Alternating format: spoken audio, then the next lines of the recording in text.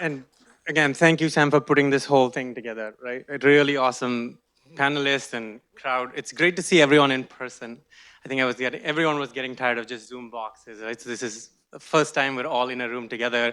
I think I have the tough job of trying to introduce someone who has just defined this domain for all of us. And I will just try my best to do it some justice, Silvio, and I apologize if I don't cover everything. Silvio, for us, I come from the crypto community as an academic. For us, Silvio is God, right? Silvio basically did the seminal work on all things cryptography before crypto was cool. He has been a faculty at MIT for almost 4 decades. His interests range from cryptography to mechanism design to all things nerdy that most people in the audience may not want to be listening to today, but we'll stick to the topics that are relevant. Silvio has a Turing Award in cryptography for his works on zero knowledge proofs. And a little trivia, Silvio used to be my advisor's advisor when she was at MIT, so he's kind of my crypto grandfather, right? So in that sense, it's my esteemed honor to bring him on to this panel. Turing Award, for those who don't know, is a Nobel Prize equivalent in computer science, because there is no Nobel Prize in computer science.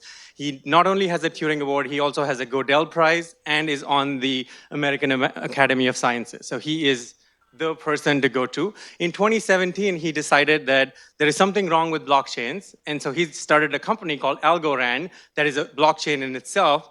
And today he's going to share some of his journey with us. So welcome, Silvio. I hope I covered everything that we wanted to cover today. Thank you, Devang, for the nice introduction. Good morning, everyone. So I want to start sort of with a softball question, Silvio, if I may.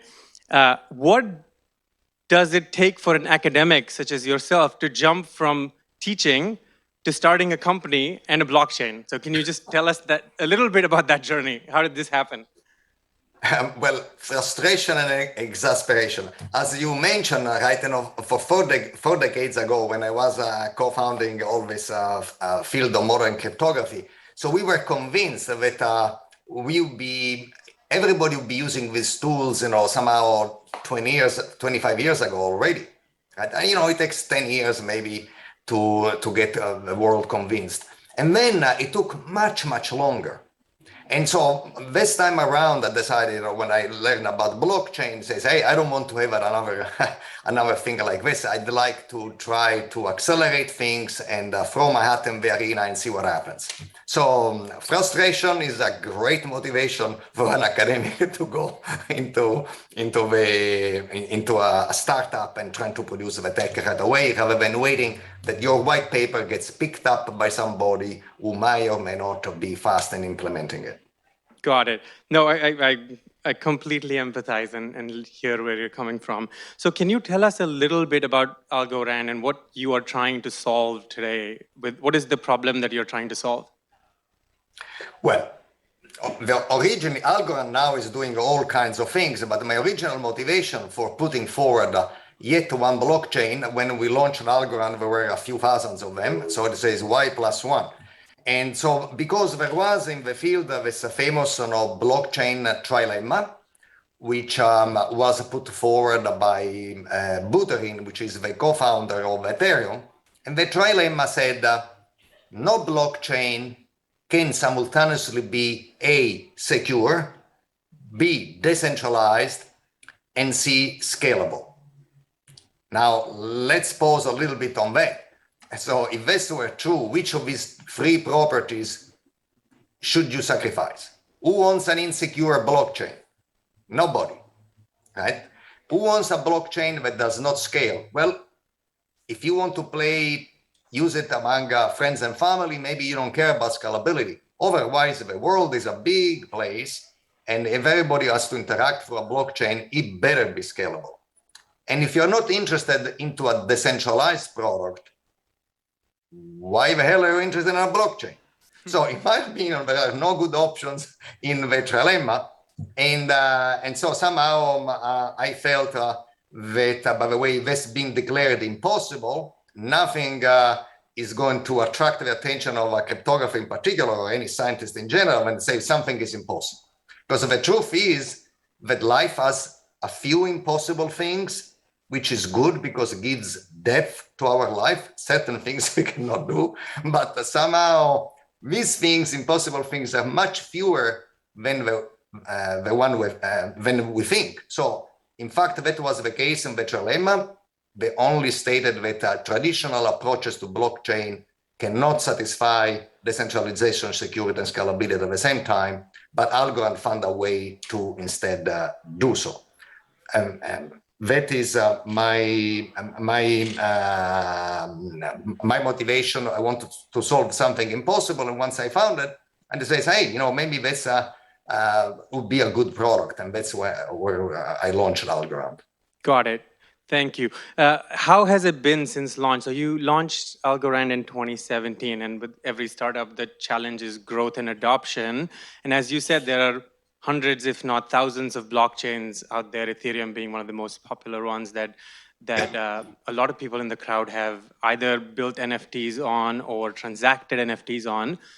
What has been some of the challenges in Algorand's adoption, and how do you see mitigating that over the next 5, 7, 10 years? So first of all, the challenges was that if you are a newcomer, you start like 1,000 plus one, and you have to work your way up. But somehow we launched in June 2019, and we have actually produced blocks continually with no interruptions whatsoever. So the tech works very well. And we produce blocks very fast, much faster than other blockchain. So essentially in 4.5 seconds, we have a new block. And by the way, we have a new block in a truly decentralized way, which by the way is good because of certain people love decentralization because in order to trust the blockchain. So if you and I want to exchange, say, an asset without the help of anybody, why can we do that in a blockchain? Because we trust the decentralization of it. Mm-hmm. If a blockchain is centralized, this trust is not there.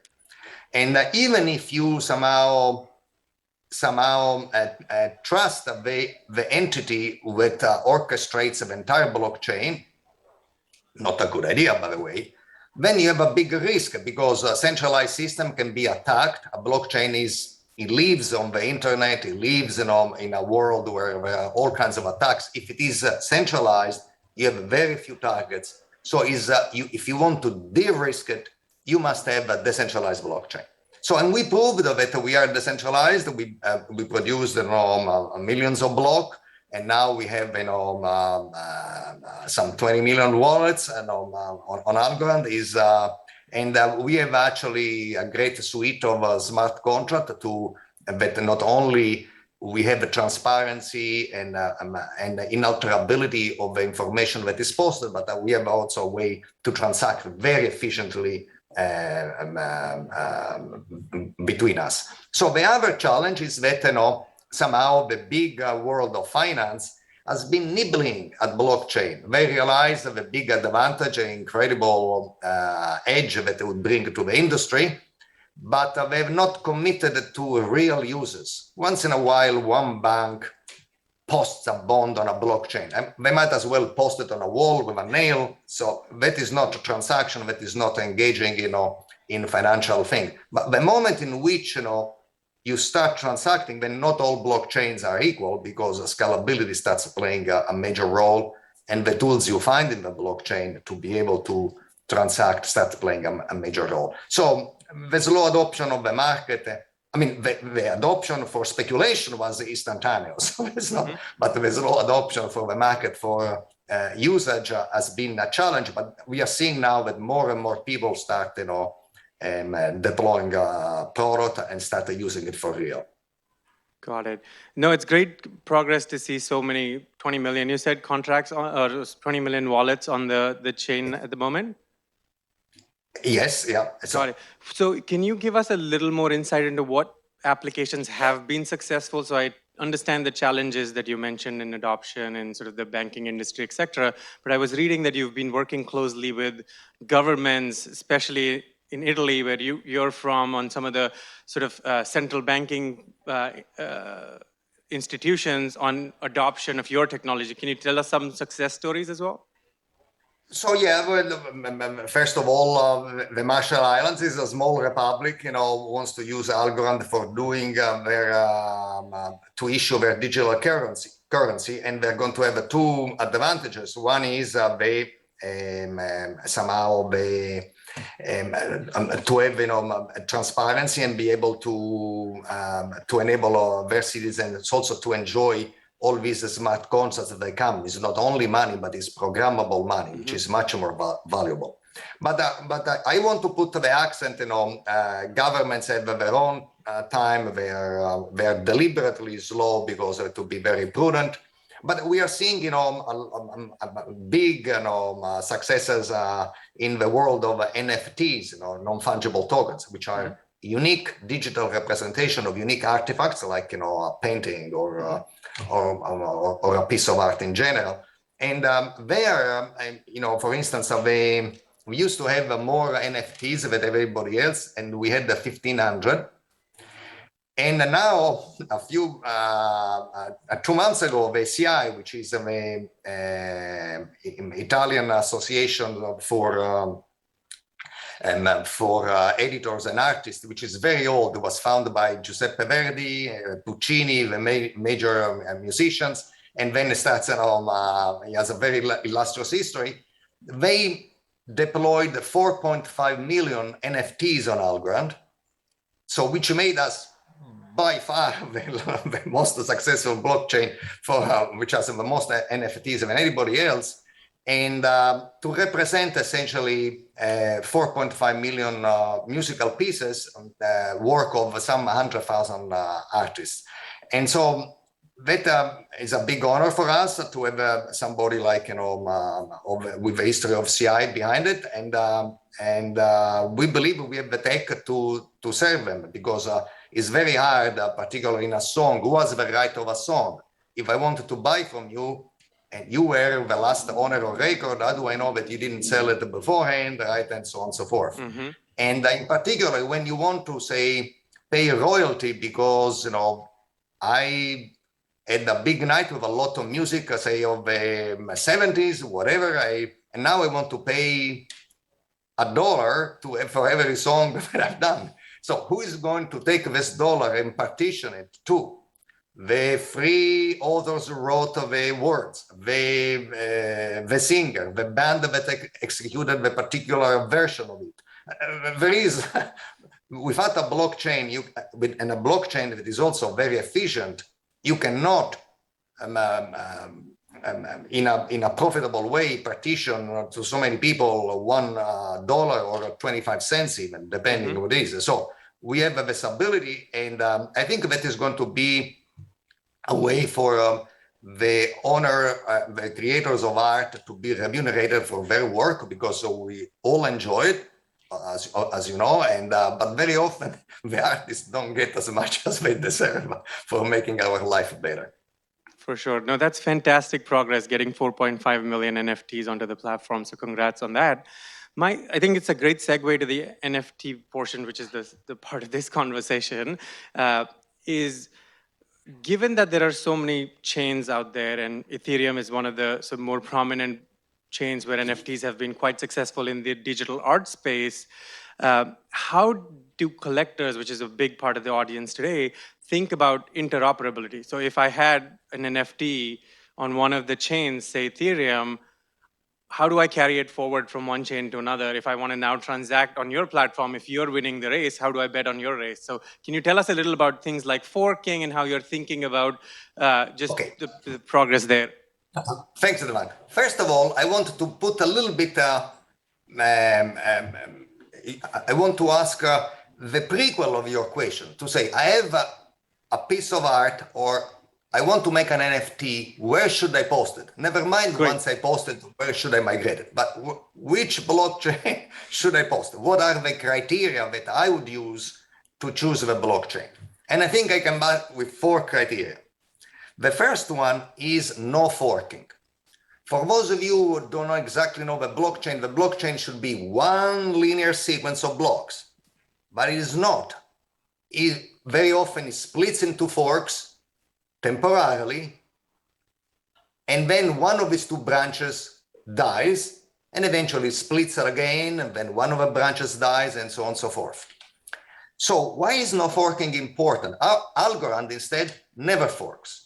It is one block after the other, and as soon as a block appears, you know it's going to stay on the chain forever, and there are no forks. Why this matters to NFT? But first of all, there is a semantic issue, right? If I have a unique, can there be two Mona Lisas? I mean, in which branch is really the Mona Lisa, right? And if one has been sold in this branch, can I say it, buy it from the branch below? You know, that creates a confusion that, you know, a semantic confusion that you don't want to even deal with, right? Even temporarily, this ambiguity for unique assets is really not a good idea. Undivisible unique assets, not a good idea. The second thing is the ease of issuance. So somehow in Algorand, to issue an NFT it can be done in 4.5 seconds by just filling a form, so to speak, and at the price of a milli-algo, right? Which is essentially $1 per $1,000 right now. So if you want to issue other chains, by the way, is $100. So 4.5 million by $100 starts getting, you know, $500 million, which is a little bit, you know, more a concern.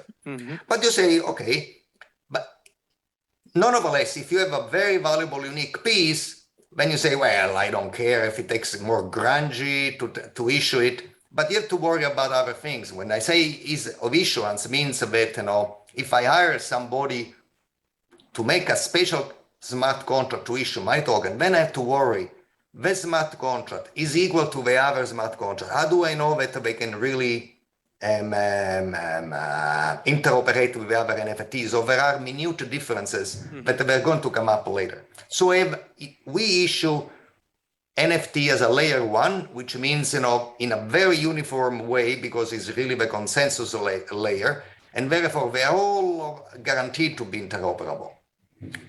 And by the way, we also have the third thing is the tech that goes with the NFT. Okay, now I've issued an NFT. Wonderful. What do I do with it? Well, you can sell it, and in Algorand you can sell it by what we call an atomic swap. So I have an asset, you have an asset. Should you send the NFT to me first? I will receive it in less than 4.5 seconds. But now you depend on me to pay you in return. Or should I get paid first? You should get paid first, and then nobody wants to go first. So in Algorand, an atomic swap is guaranteed that two assets change their owners together, or everybody keeps their own assets. The money and the painting, they stay in their right hands, or they switch simultaneously, or nothing. That's a very big advantage. How long does it cost for a swap? 4.5 seconds in time and a milli-algo in cost. The other part, but you still have a very unique, valuable piece, you know, 4.5 seconds. And if it takes an hour or two, I could wait. If it cost me $1,000 or $100, who cares, right? You know, because it's so valuable. But but still, you may want to have perhaps so valuable it is that you may want to tokenize it. So divided essentially into 1,000 shares or 1,000,000 shares, whatever it is, if it is the existing chapel, so to say something, but that valuable, and then somehow to sell ownership in essentially a piece of it. And so again, a tokenization gives immediate liquidity to very large assets that otherwise cannot be so easily traded. And tokenization in Algorand, easy. You, in 4.5 seconds, at a milli-algo, you can decide who is tokenizing, how many tokens you are issuing right now, how many tokens, if any, you will issue in the future. So you know that I cannot print them at will. you have all these other guarantees, and you can fill a form exactly what you want to do, and it's done. And so I think that this technology to handle the NFT is very important. And finally, I want to say the cost of operating the NFT is very important too, because if you have some most valuable painting, say, well, I don't care about efficiency very much, but what if you want to essentially sell the equivalent of a digital postcard that you can send it to a friend and has a ephemeral life of an hour or a day and then disappears? You know, you cannot charge millions of dollars for that, but maybe you control somehow these copies, ephemeral copies, and now you want to sell them at a much more reasonable price. And in the economy of scale, paying a millialgo and being fast starts being very important, because we do not know. I think the art world in general, the whole world, is entering in a new era, and so somehow we are going to be unpredictable users, and we need the right technology for enjoying them. Got it. No, it's great to hear that you're deeply thinking about these problems at the algo level. Coming back to my question, what do you think about interoperability between other chains? Great. Interoperability is an incredibly important value. If you want to take interoperability between Ethereum and algorand, they're very different consensus protocols. It's very hard to integrate them. Mm-hmm. So as important as it is, a traditional solution to interoperability, to me, are centralized solutions, and therefore they're not very important. Let me simplify for you.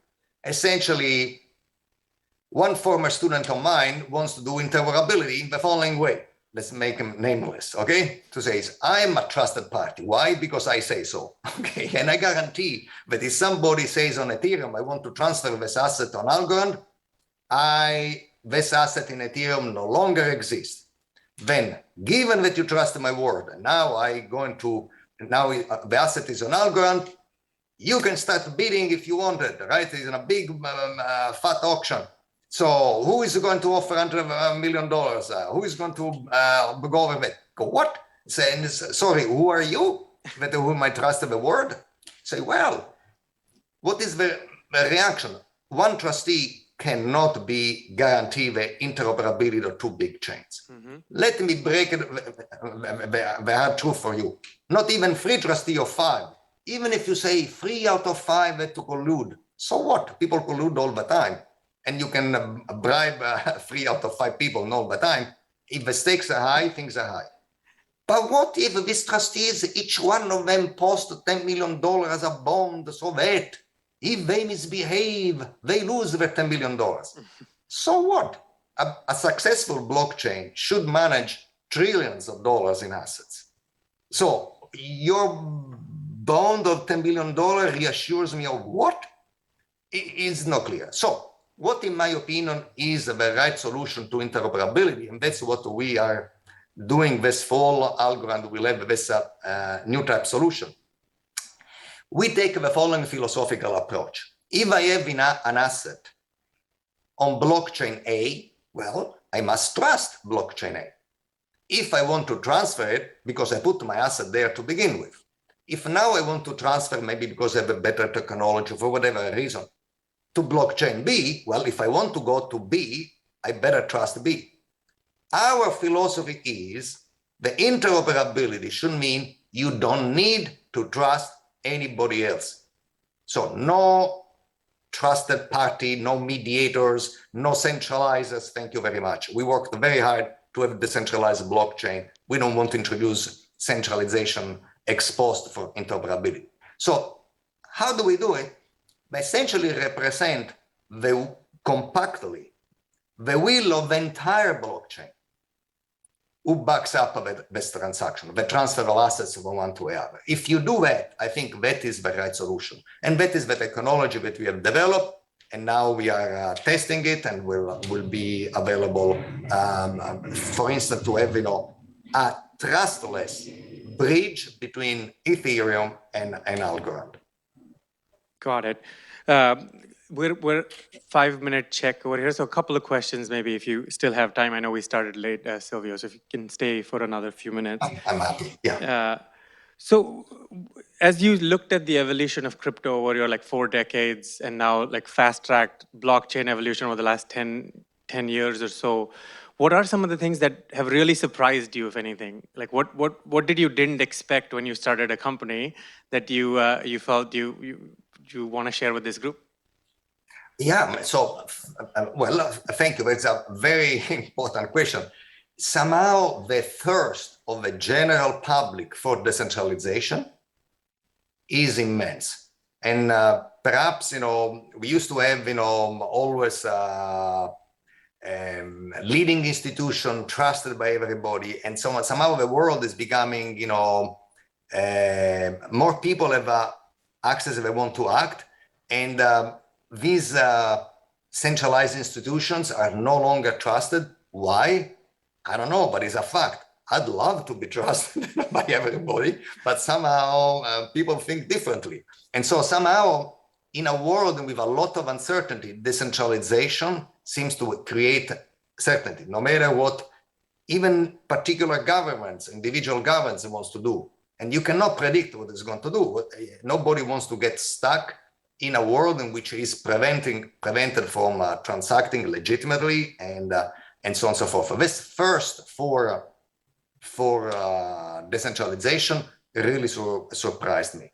And the other thing was the first that is coming now for unified truth.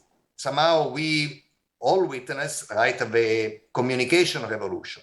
I can push a button, whether it's on Facebook or anybody else, and millions of people will receive my message. But if you receive a message together with a few other million people, do you know that everybody else is receiving the same message that you are receiving? That's a totally different story. And so somehow this guarantee that there is a unique universal truth that everybody can leverage, it is really also the rational child of the initial communication revolution that allowed you to reach millions of people. It took a while to say, well, yes, I know, but how about seeing the same thing? How about this common knowledge? Mm-hmm. Common knowledge, by the way, is a new step for humanity, right? So, because it used to be that whatever is printed on the official gazette is the truth, right?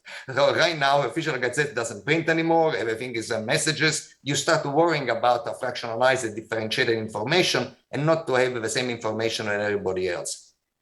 That first for a common knowledge in an age of huge, massive communication, that really surprised me. But think about it, is very rational.